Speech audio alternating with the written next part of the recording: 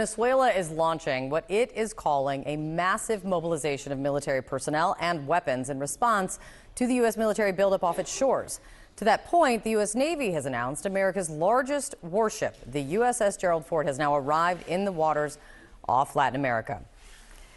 Part of the Trump administration's campaign against drug trafficking, but there are new questions today about that campaign, that boat strike campaign. And CNN has new exclusive reporting that in a major break, the UK is now suspending some intelligence sharing with the U.S. over these strikes, underscoring the growing skepticism of this military campaign. Joining me right now is retired Admiral James Stav, who oversaw operations in the region from 2006 to 2009. He's a CNN senior military analyst and former NATO Supreme Allied Commander. It's good to see you again, Admiral. Let's start with that CNN reporting about the UK suspending intel sharing over these alleged drug boats and the campaign. The reporting is the reason they're suspending it is because they think the strikes are illegal and don't want to be part of it. I mean, does that happen often? What was your reaction when you heard this?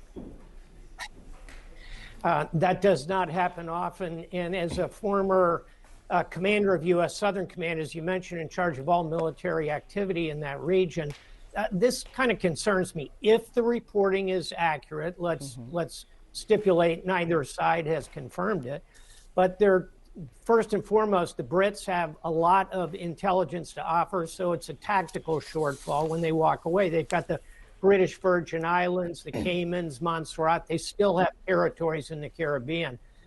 Secondly, operationally, Kate, normally this would all flow into our overall national counter-drug center in Key West, Florida, a place called Joint Interagency Task Force South. So if the Brits are leaning out of that, that's a real operational shortfall.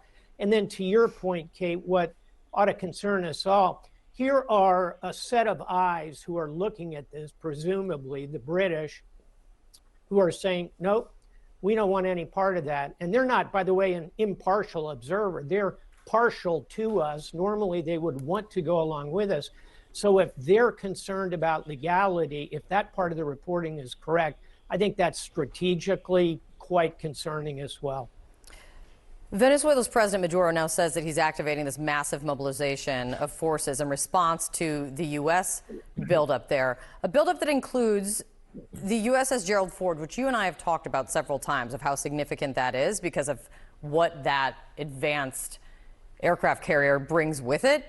You've been telling me that the odds of a land invasion keep increasing with every strike, with every time that we speak, and with every new addition that the United States adds to its military buildup there. Is the USS Gerald Ford going to being in the waters there now and in the region, is that going to make land strikes more or less likely?